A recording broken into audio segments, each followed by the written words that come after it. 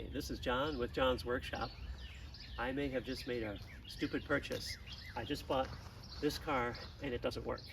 It's a 2008 Mercedes-Benz GL 550 and it was in a friend's driveway. He was working on the air suspension and then it took on water and the electronic modules got wet and it was just not running at all, and he got tired of messing with it. So I hated to see it go to the scrapyard, so I thought I'll buy it for scrap value and bring it here. So now it's sitting in my driveway and we're going to go through all the parts of the car and see if we can get this running again. Here's my initial assessing of the car as it sat in my friend's driveway. Yeah, so it's kind of apart and wet still. Okay, here's a first look at, we've got the seat out here on the ground and then trying to get into this compartment here, which probably has a bunch of water in it. Here's the box open at the top and we have some water in there. Yeah. Definitely, but it was all not all filled. the way up at one time. See? Yeah. It does look like there was evidence that quite a bit of water was in here. Yeah, good point. Completely inundated at one time. And yeah. Okay. Okay, this box was right here, and that little screw was held in the forward part of this big well. These are the plugs that were in that one. They really don't look too good. I believe this is the stereo, and well, that's taken on some water there. This does not look good. But to get this box out of here, we're gonna disconnect those two connectors and pull it on out. So I was able to push down this little plug here and kind of pop it open, and most of the water drained out. So I think people on the internet have said this before, but why didn't they design a drain hole in here if there was a slight possibility even of getting these electronics underwater? And here's the wiring harness coming in from the car to the box. You can see there's been some corrosion down there, which is going to have to get cleaned out. You never know what you're going to find under a seat, but there's a battery. I don't know how it got in there. Here's the connection on this lower box here. And then I'll just get these two, and this little box assembly will come out. So here we are the next day, and there's actually still water in this piece right here, which goes in here. Right, so somehow, if that's got water in it, water's got to be coming from up above. Here's the spare tire well, and at least that's not filled up with water. You can see there. Here's the passenger side well, and that looks dry. I don't see evidence of water in there at all. Trying to get it to focus at the very bottom there. So this side looks good. This side, on the other hand, does not look so good.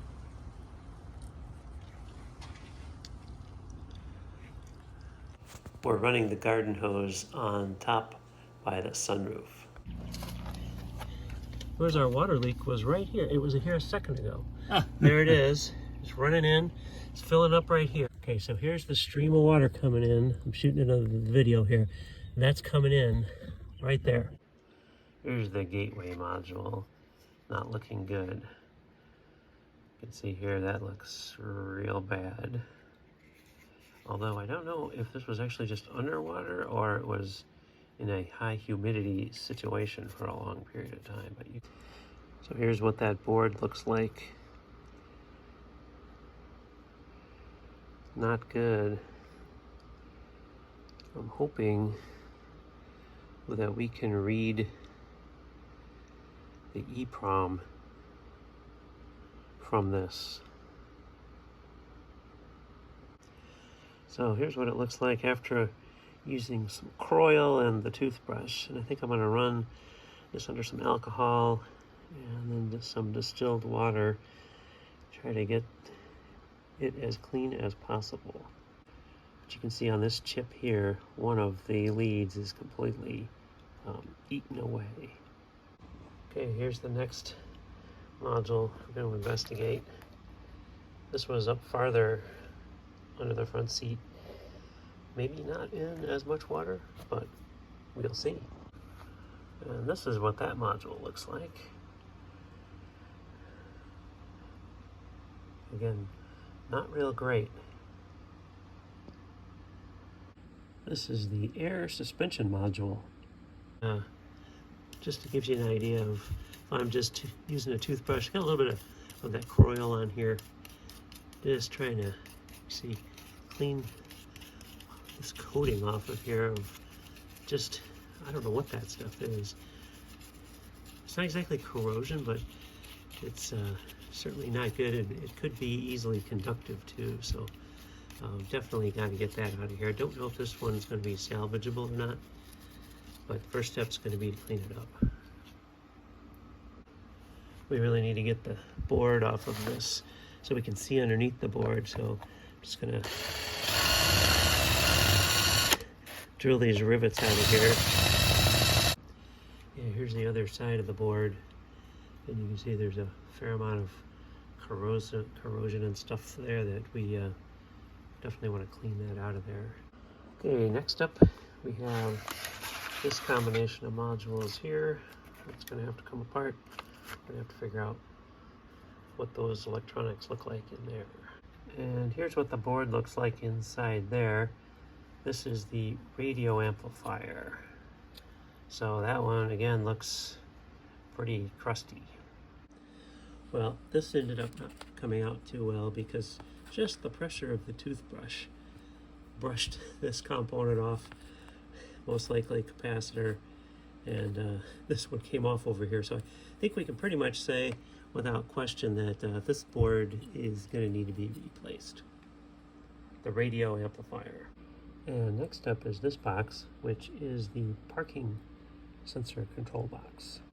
So this is the park distance controller. Again, quite wet.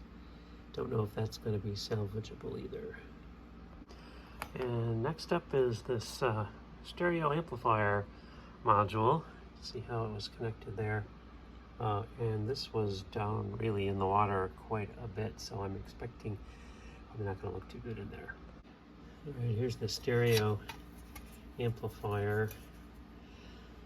Nice bit of rust in there. And wow, this doesn't look too good down in here. That looks pretty toasted. Okay, here is what we have inside.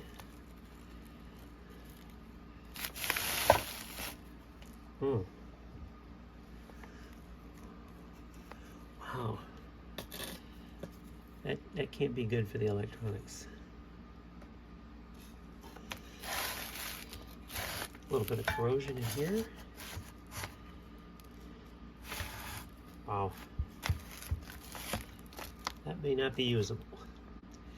This is probably worse than the corrosion problem on the other side. Is I think the board itself may be fried right here. This is got all burned looking. It looks like it got hot.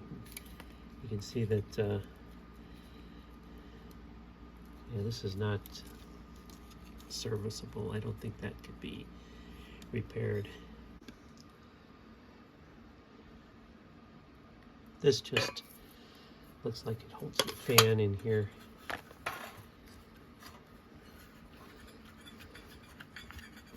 Fan still turns. Here we are next day. It rained last night, and as you can see, there's definitely water in here. You know, now at least it can drain out of those drain plugs, but it did get wet in here. somehow. So still unclear how we resolve that part. Now looking behind, this is the rear seat. So that was where we were working before. And now behind the rear seat, the modules are a lot higher up. So actually this looks pretty good. I don't see any water down in there. So this all looks pretty good here.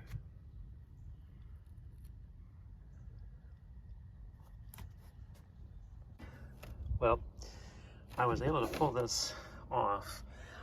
Unfortunately, none of these could I save. The heads just popped off. But that was enough to be able to get under here, and actually it doesn't look wet under here at all, which is a good sign. And these foam things look out. There is this liquid here, which is not water. It's some kind of oil, which may be the oil in the oil from the automatic door closer, which is here. But luckily there's no water. All right, with one battery connected here and another one connected here, we got enough current to crank it over. So it's running, but it's missing almost all the modules in here, which are mostly radio and the park distance sensor. And then in here, we're missing the module that does the air suspension. But otherwise, that's really the only things missing. I ordered a new SAM module on eBay, actually a used one, and put it in. And it does run with that other module. So that's kind of interesting. Okay, we'll see what happens if we push the OK button. I think that's the OK button. SRS malfunction. It's got a brake light. And there's the miles. Tire pressure monitor active. There's the temperature. Huh.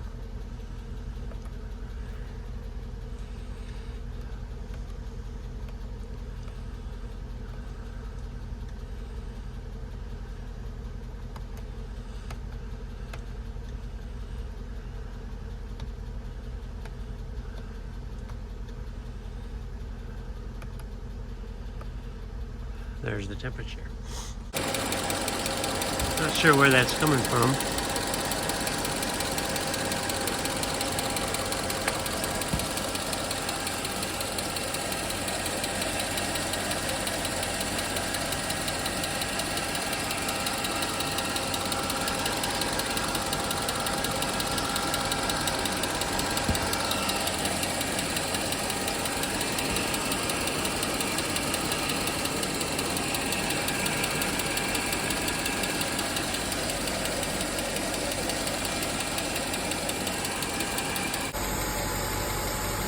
Sounds like it might have a lifter that's not pressurized with oil yet. There's some smoke coming from over there. There appears to be a drip of water out the back there. I just saw it drip. So I was trying to shoot some video of that. Don't know where exactly that is coming from. But it's definitely a drip there.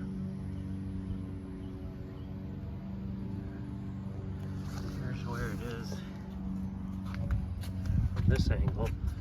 So it appears to be sort of on the driver's side of center. So there's the rest of it.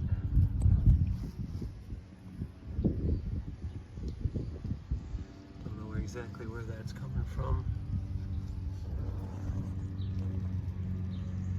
Somewhere up there. All right, here we go. We'll see if this will go into gear.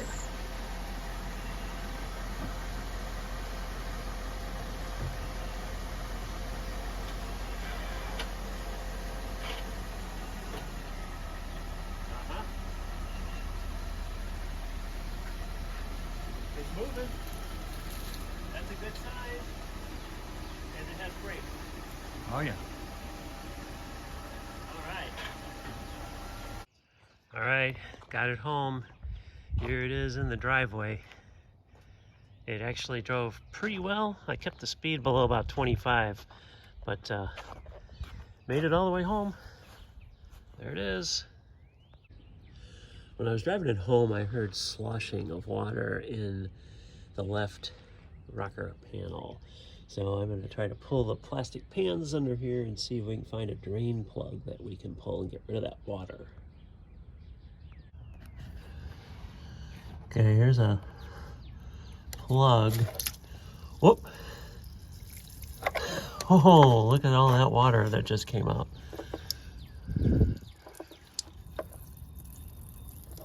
Wow.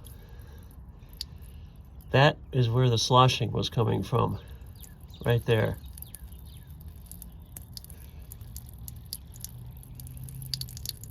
That can't be good.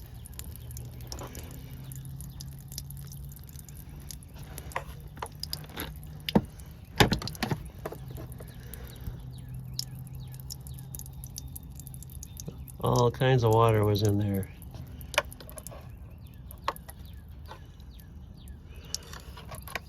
What is this? It's like some junk that was in there. But, yep, I think that was the sloshing I was hearing. Quite a bit of water. Well, a lot of damaged electronic modules, a lot of leaks. I'm wondering if I can get this up and running again. So stay tuned, and in the next episode, we'll talk about the first set of repairs.